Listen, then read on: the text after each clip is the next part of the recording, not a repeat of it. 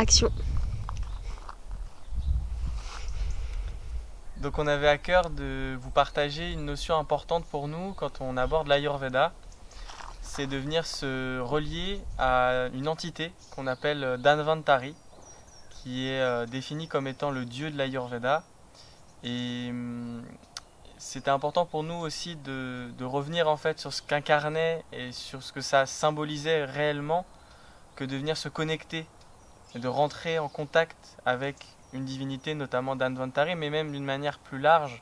Qu'est-ce que ça implique en fait de se connecter à certaines divinités au cours de rituels? Et pour entrer dans son essence, en fait, il est important de comprendre sa symbolique et il est important de comprendre sa manifestation.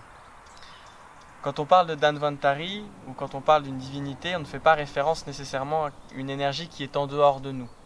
Mais les divinités, en tout cas dans les traditions d'hindouistes, viennent simplement habiller une forme particulière de l'énergie, c'est-à-dire lui donner une teinte particulière et venir l'incarner pour qu'on puisse mieux la comprendre. Et parce que la création est immense et sous des millions de formes, eh bien il y a tellement de formes du divin, notamment par exemple chez les musulmans on donne 99 noms pour parler du divin, et bien dans l'hindouisme on va donner des millions de formes, des millions de manifestations du divin.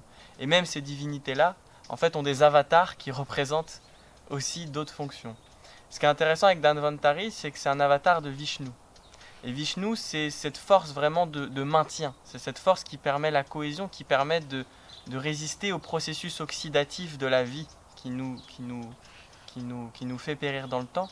Et Dhanvantari est une essence de Vishnu et elle est en fait en réalité le symbole de cette intelligence intérieure que nous avons en nous qui permet de maintenir la santé, qui permet de maintenir l'équilibre.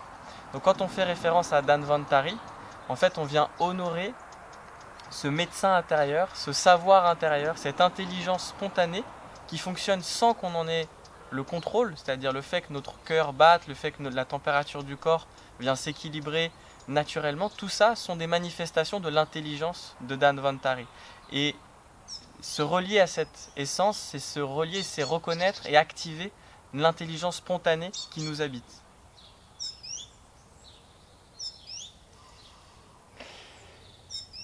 Et quand on parle tu parlais de divinité, en fait, il y a cet aspect qui est important.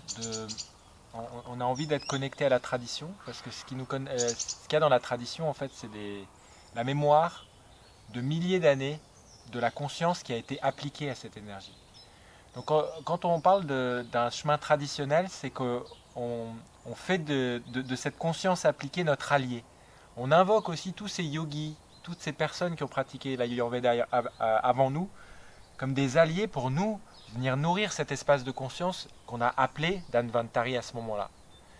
Et c'est traditionnel avec un grand T, mais ce n'est pas dogmatique. C'est-à-dire que c'est vraiment l'invitation à reconnaître quelque chose qui est présent à l'intérieur de nous et que d'autres ont déjà reconnu avant nous. Donc ce qu'on appelle à ce moment-là, c'est cette énergie de reconnaissance. Ah, c'est donc ça, ce qui est vivant à l'intérieur. La forme me donne un miroir de ce que j'avais pressenti, mais que je n'avais pas encore complètement actualisé. Et ça, on va le faire à travers l'élément du feu. L'élément du feu rend vivant ce qui était déjà là, mais qui était endormi. On appelle ça ce souvenir. Les yogis appellent ça Simran. Et c'est vraiment toute l'idée de cette formation, c'est d'utiliser à des moments spécifiques en résonance avec le vivant, certains rituels qui vont réveiller l'intelligence de notre corps et la partie de nous qui sait déjà.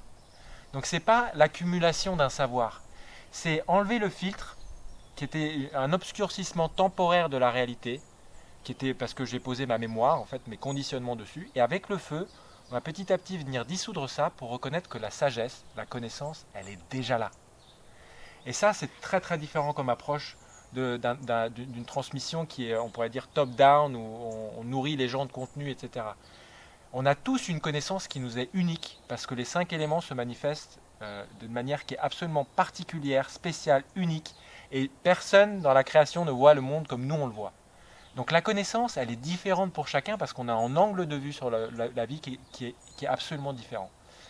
Et l'idée dans cette formation, ça va être d'honorer cette constitution qui nous est propre à travers la méditation sur les 5 éléments pour révéler la connaissance qui est déjà là.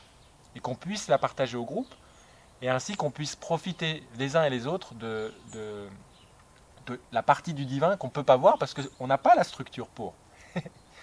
Voilà. Merci.